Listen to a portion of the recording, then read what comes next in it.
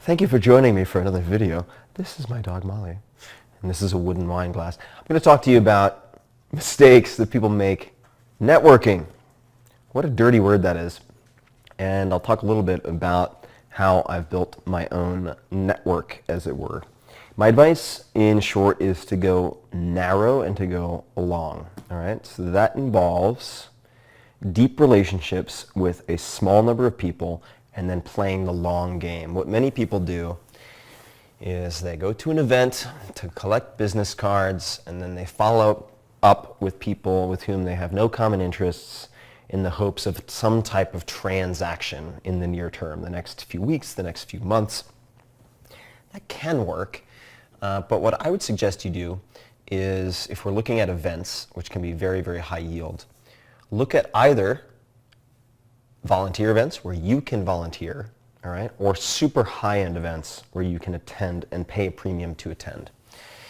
And in the former category, I can give you an example of a tipping point for the 4-Hour Workweek, my first book, and that came about by going in part to South by Southwest 2007.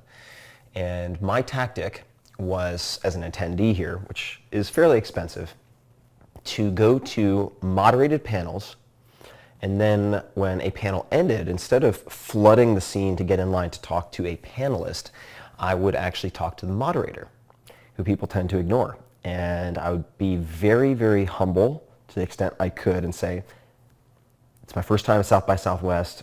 I'm pretty nervous. I just wrote my first book. I don't know anybody. I'm not going to pretend to understand everything about tech. I don't. But I'm really interested in A, B, C, D, and E. And I'm originally from this part of the world, and these are some of my interests. Is there anyone you think I might enjoy meeting here? Now you have, say, Mary or Joe, whoever, saying, yeah, you should meet Mike such and such. Then I go and find Mike, or I'm introduced to Mike, and I already have that social stamp of approval of one person. Okay, now I meet that person, and we talk, and there's no explicit ask. This is really important. I do the same thing. Just got to South by Southwest, my first time here. I apologize, kind of a random introduction, but I don't know anybody, and I have my first book out. I really don't know what to do because I have my launch coming up, but I'm here to learn. That's it. I'm here to learn and meet people. I don't even know what to ask for. And talk to them, talk to them, talk to them, and then if the timing seems right, and it may not, it may never be right, but if it is, you can ask, is there anybody else here you think I should meet up with or buy a drink for? Who can I buy a round of drinks for? Just to have fun. Cool people who I might be able to hang out with and who might enjoy hanging out with me. And then you go to the second person and so on. And now all the way up to this point, I've not made a single ask, all right, other than the question, is there anybody else you think I might enjoy meeting? Now at some point, you will then have a small gaggle of people, and probably you'll be buying booze. At least that's my tactic. It's fairly easy to buy booze for people. And then everyone's talking. So let's say you have a group of people in tech, or you have a dog who wants a treat who's coming back to say hello. A bunch of people in tech who are talking about tech things, and they're saying things like blah, blah, blah, blah, blah, Ruby on Rails, and I don't know what that is. As a guy, I'm talking to the guys here because women generally don't have this problem. Don't pretend like you know everything. It's really not endearing. So they would say something like blah, blah, blah, Ruby on Rails, and I would say, you know, so sorry to interrupt. This is deep in the end of my ignorance pool. I don't know what Ruby on Rails is. What is Ruby on Rails? And every once in a while, I would interject and ask for clarification just to learn.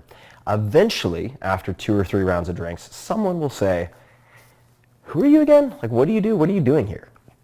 And then you can offer a little bit. You say something like, well, I just finished my first book. I'm really nervous.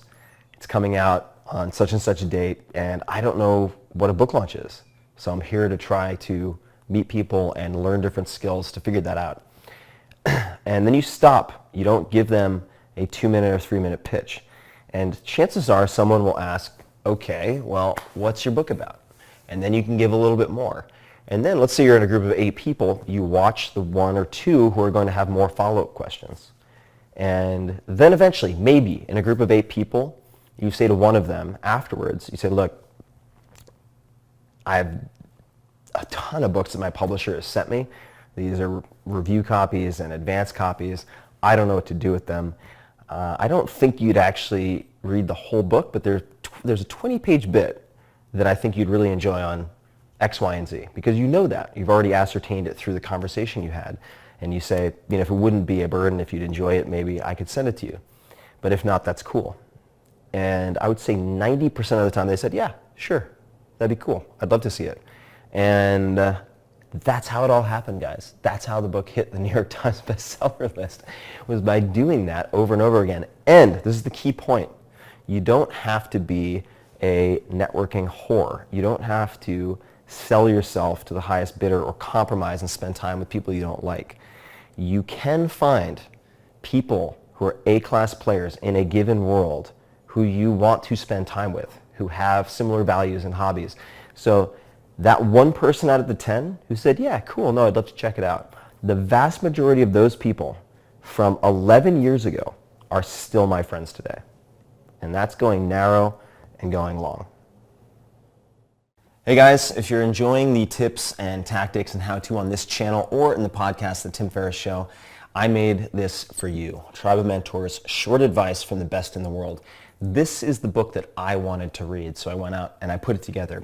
Created a dream list of 130 of the best at what they do, people who are icons, legends, and asked them all the same questions. These are people, in some cases, I've wanted to reach out to my whole life. Ranges from many, many billionaires, co-founders of every company imaginable, elite athletes ranging from surfing to tennis to powerlifting, everything else, country stars, actors, directors, and you can spot the patterns. So some of my friends have said this is the easiest to read, most useful book that I've put together yet. So check it out.